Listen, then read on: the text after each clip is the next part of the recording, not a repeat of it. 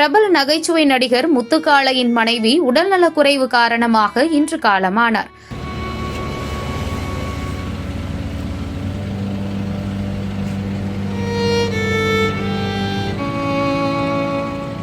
தங்கமே, என்னைய விட்டு போயிட்டியே என மனைவிக்கு அன்பு முத்தம் கொடுத்து சோகம் தாங்க முடியாமல் கதறி அழுத நடிகர் முத்துக்காளை.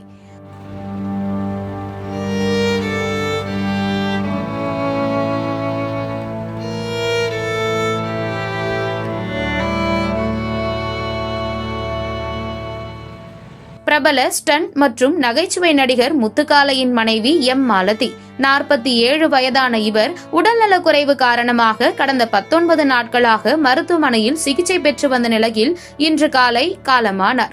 நடிகர் முத்துக்காளை அண்மையில் தனது மனைவியின் சிகிச்சைக்கு உதவுமாறு தமிழ்நாடு முதலமைச்சர் விஜயிடம் உதவி கேட்டு வீடியோ வெளியிட்டிருந்ததை அடுத்து அமைச்சர் ராஜ்மோகன் அவரை நேரில் சந்தித்து நலம் விசாரித்த நிலையில் இன்று சிகிச்சை பலனின்றி முத்துக்காளையின் மனைவி உயிரிழந்துள்ள சம்பவம் பெரும் சோகத்தை ஏற்படுத்தியுள்ளது.